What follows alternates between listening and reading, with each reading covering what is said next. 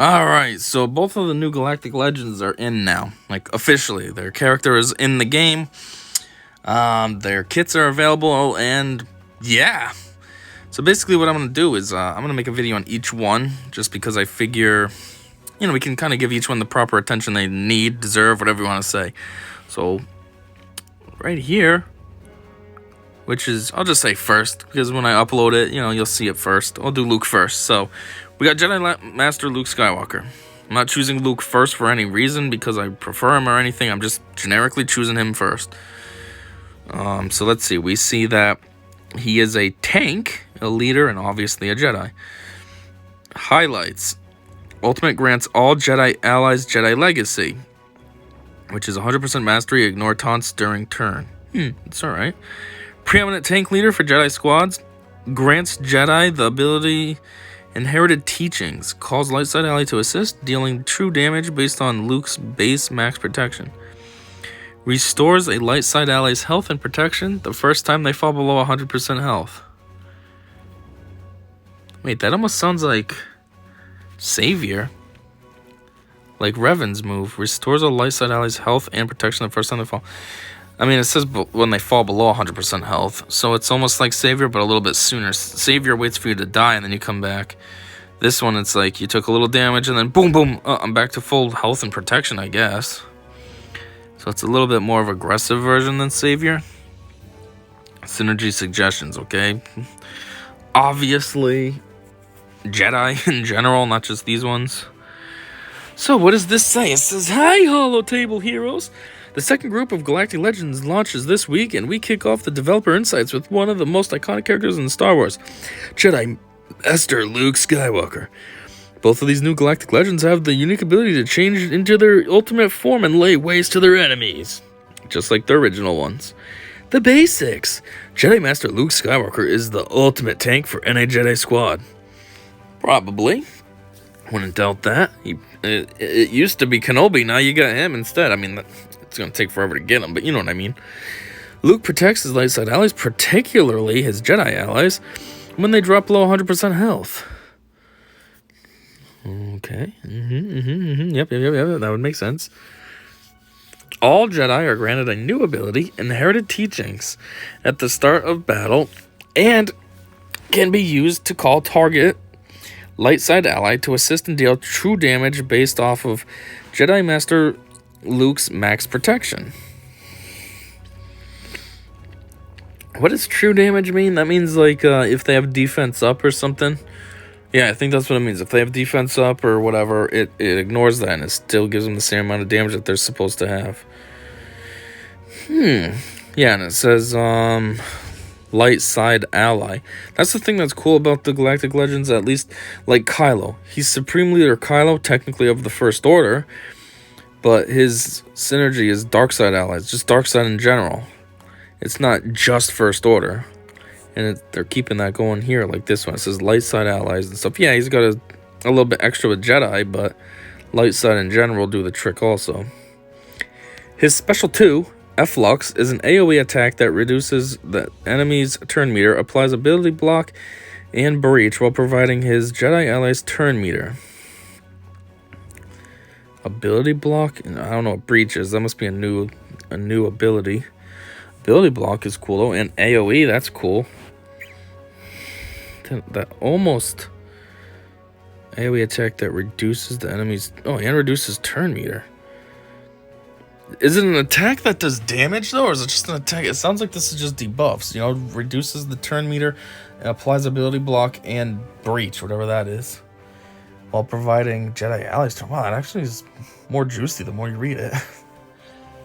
Okay, unique attributes. Jedi Master Luke Skywalker can transform into his incredibly powerful heroic form, and all Jedi allies gain Jedi Legacy, which provides 100% mastery and the ability to ignore taunt on their turn.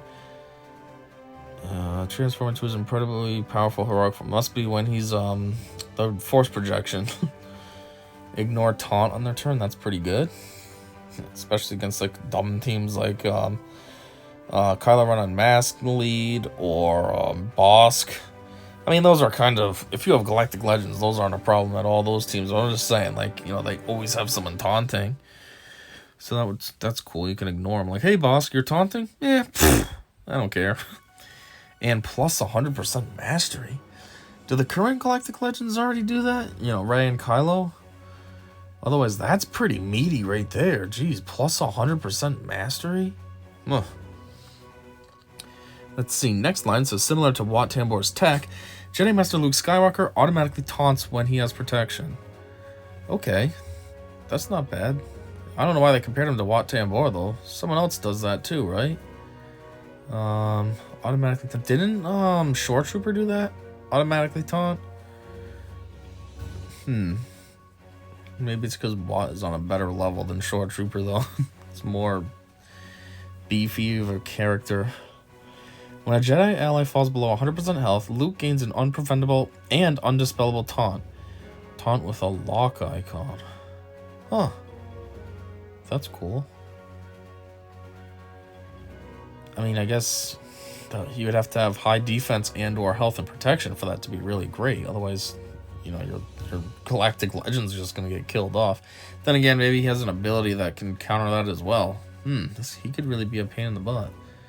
Not like any of the Galactic Legends are simple, but you know what I'm saying. Luke can provide his allies with the Jedi Lessons buff, which increases their mastery with each stack. Increases their mastery? It already says he gives them plus 100% mastery. Oh, right up here. Now you can increase it even more? Oh my word, that's psychotic. The max cooldown for two of his abilities, They Grow Beyond and Efflux, is reduced by 2 when he transforms into heroic Luke Skywalker. What are their cooldowns to begin with, though? Is 2 juicy, or is it like, you know, it starts out with like 20, so going down to 2 is only 18? I don't know. Let's see. Inspiration. This version of Luke explores his journey in The Last Jedi. No crap, you can tell by how he looks. By using the transformation tech, we are able to not just mimic the force projection he does in the movie, but expand upon it. While a reluctant teacher in The Last Jedi, he wanted to lean into his time as a master with the Jedi lessons, inherited teachings, and ultimately Jedi legacy. Though we don't get to see Luke Skywalker use his powers too often in The Last Jedi, the final form Luke Skywalker is worthy of Galactic Legend status. One of our goals was to create a Jedi leader ability that rivaled Jedi Knight Revan and was flexible enough to allow for a diverse set of Jedi squad mates. I told you it was kind of like Jedi Knight Revan. It was like a more aggressive form of savior. I guess, though, at the end of the day, what they're trying to do is make it so you want to use a different Jedi as a leader, because everybody uses Jedi Knight Revan. He's good. There's no point in using anyone else for a leader ability. I mean, maybe Jedi Knight Luke, but even then, it's kind of, you gotta have like the right team for it to work. Where Jedi Knight Revan, you just throw anybody and it's good. So let's see what else it says. The final tiers in the event, contain some unexpected allies. The 3 Jedi who appeared to Luke after the destruction of the second Death Star. What? Who was it? That was Old Ben. That was Hermit Yoda and Anakin, right? Or am I thinking of this wrong? And his final student, Rey, Jedi training, will fight along Luke on Crate. She didn't really fight alongside him in the movie. She was off in the corner playing with rocks to save her friends. Strategy tips.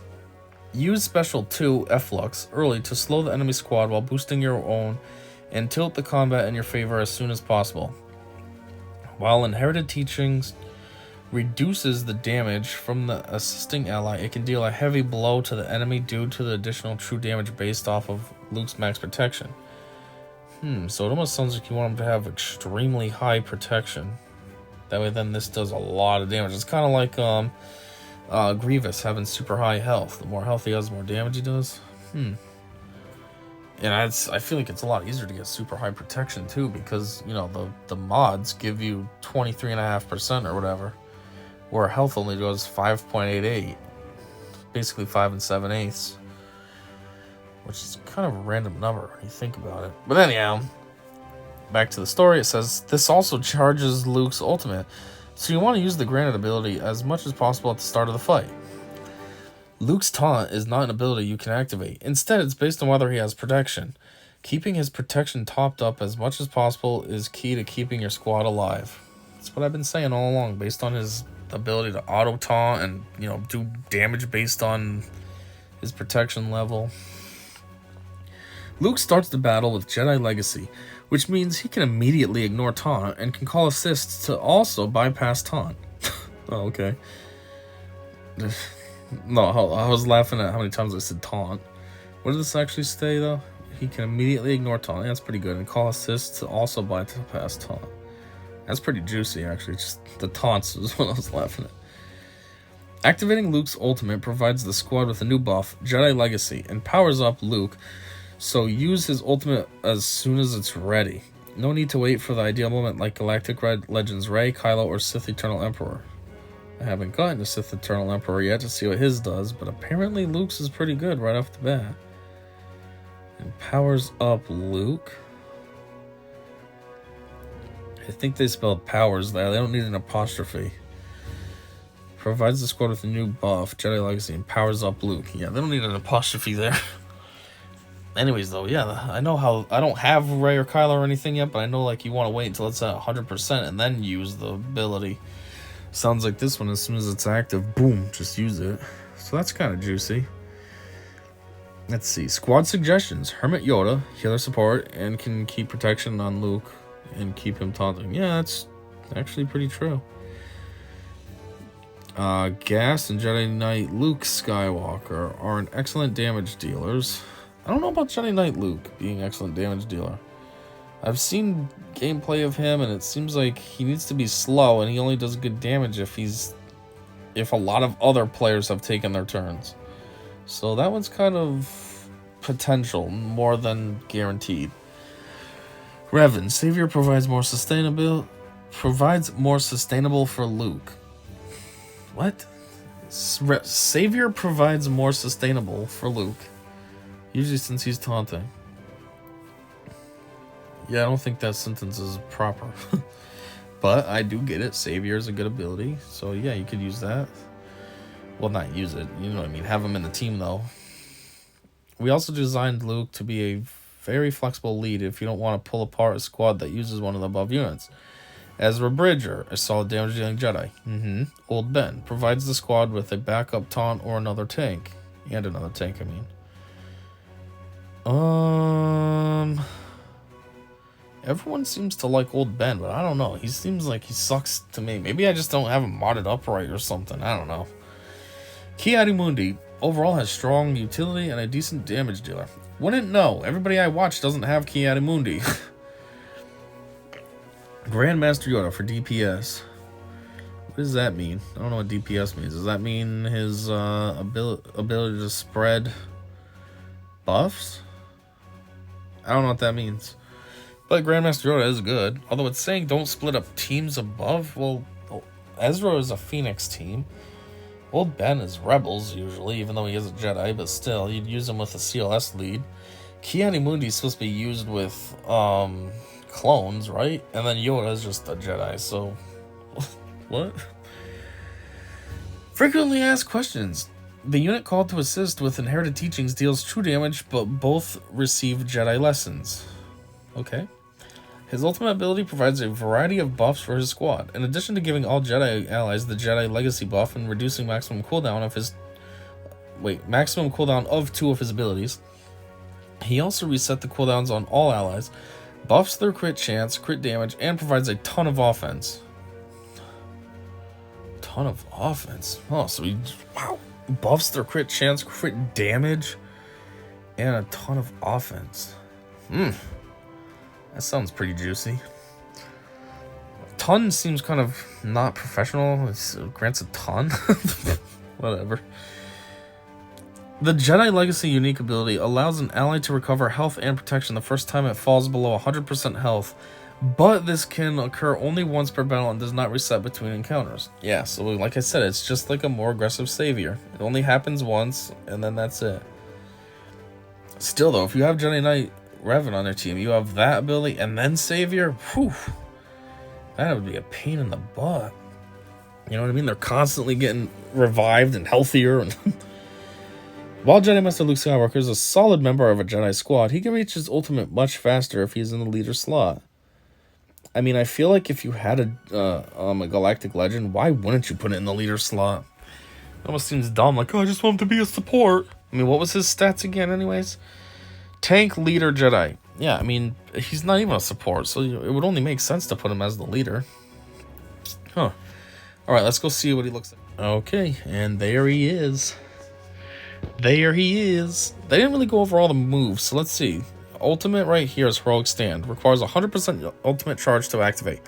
Ultimate charge. Jedi Master Luke Skywalker gains 8% ultimate charge whenever a Jedi ally gains Jedi lessons or the duration of all their current stacks of Jedi lessons is reset. Jedi Master Luke Skywalker transforms into Jedi Master Luke Skywalker Heroic and dispels Jedi lessons from all Jedi allies. Dispel all debuffs on all Jedi allies and reset the cooldowns of their special abilities. All Jedi allies gain critical chance up and critical damage up for 2 turns and gain Jedi Legacy and 35% offense until end of battle. When Luke transforms, the max cooldown for They Grow Beyond and F-Lux is reduced by 2. Okay, his basic move. Indomitable Blast. Inflict buff immunity on target enemy for 2 turns and deal special damage to them. Luke gains 2% max health, stacking max 20% until the end of encounter. Buff immunity. That's not bad. And deal special damage to them. When you get it all the way up, it looks like it adds this attack will critically hit if able and can't be countered. Wow. So when it's all the way beefed up, it's kind of something of a force to be reckoned with. There you go. They Grow Beyond. Inflict tenacity down on target enemy for 2 turns, then daze them for 2 turns. Raid bosses. Inflict tenacity down on target enemy for 2 turns, and then inflict 3 expose for 2 turns on them. Call target other light side ally to assist, dealing 50% less damage. Target other light side. 50% less. If target other ally is a Jedi, that ally gains Jedi lessons for 3 turns, which can't be copied. If they already have Jedi lessons, the duration for all current stacks on them resets to 3 turns. Max 3 stacks. This ability can't be resisted or evaded. Jedi lessons, plus 20% mastery per stack. Then when you get it to level 2, it's plus 50% assist damage. Ooh, so it does 100% damage. So basically 0% less. That's not bad. And then all the way is increase the cooldowns of target enemy by 1. That's like Nihilus's move. Target ally and Jedi Master Luke gain advantage and critical damage out for 2 turns. Whew, that's pretty meaty. What's F-Lux? I kept reading about that. Deal special damage to all enemies. Then remove 20% turn meter from them and inflict ability block and breach for 2 turns. Wow. Stage 2, 50% damage more. So, wow. So that's almost like a critical hit, basically. And then all the way is deal 10% more damage and remove an additional 5% turn meter for each ally with Jedi Lessons or Jedi Legacy. All Jedi allies gain 15% turn meter and critical hit immunity for 1 turn. What? That gets pretty beefy. Legend of the Jedi. Here's his leader ability. His leader ability says, all light side allies have plus 5% max health and max protection, which is doubled for Jedi allies. All Jedi allies also have plus 5% offense. At the beginning of battle, Jedi allies gain the granted ability Inherited Teachings. Inherited Teachings. Gain Jedi lessons for 3 turns and call target other light side ally to assist, dealing 90% less damage. Then, they deal true damage to the target enemy based on 60% of Jedi Master Luke Skywalker's base max protection, which can't be evaded. They deal true damage of 60% of his max protection. Jesus, so if you could get some serious protection on him, that would still be a lot of damage. I mean, even if he only had 100,000 protection, that's 60,000 damage. That's a lot. And it can't be evaded? Oof. If that ally is a Jedi, they gain Jedi lessons for 3 turns and 15% turn meter. Recover protection equal to 5% of Luke's base max protection, and reduce their the cooldown of their Inherited Teachings ability by 1. And that's what? This ability can't be used if there are other active Jedi allies. Cooldown 2.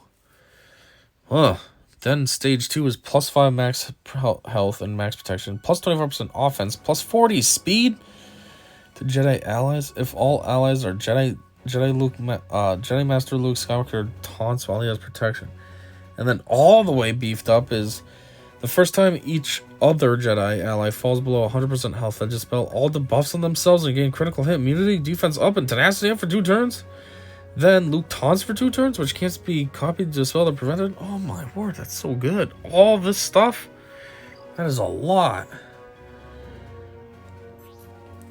Jedi Legacy, it's a unique ability. Jedi allies may gain Jedi lessons. The first time each other light side ally falls below 100% health, they recover 15% health and protection, double for Jedi allies. So 30% recovered, 30% health and protection. Just because you fell below 100% health. Stage 2 is they gain 10 more percent, so you're looking at 40 now. Actually, what would that be? It might be 50, right? Because the base is 15%, plus 10 is 25%. But it's doubled for Jedi. What? Yeah, that's going to be 50%, right? Oh my word. So you basically have someone, say, half dead. They gain 50% health. Boom, now they have full health and they have half a bar of protection back. That's crazy. What? And then all the way beefed up, it says, at the start of battle, Jedi Master Luke Skywalker gains Jedi Legacy until the end of battle, which can't be copied, dispelled, or prevented. Okay, and now his last thing right here, Galactic Legend. It says this unit takes reduced damage from percent health damage effects and massive damage effects. They take massive damage from destroy effects, so it excludes raid bosses. Stage 2 is this unit is immune to stun effects, and stage 3, this unit has plus 10% max health and max protection per relic amplifier level, and damage they receive is decreased by 30%. What? Plus 10% max health and protection per relic amplifier level? So if he's relic 7, he has plus 70% max health and max protection. So if he had, back to that example, with 100,000 protection, this would be 170,000 protection, plus whatever he has for health. He could get some serious health. What if he had like 100,000 health as well? That's 340 hit points total between between health and protection. Man, that is crazy.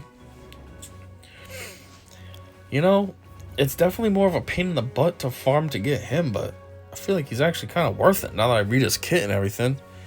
Jeez. He's going to do some serious work with Jedis. Huh. Well, that's it for Jedi Knight Luke. Jedi Master Luke. Be sure to check out the one on Sith Eternal Emperor. What did I just say? Whatever he's called. Sith Eternal Emperor. Yeah, Sith Eternal Emperor. See if he's as juicy as well. Man, Jedi Master Luke he is not messing around.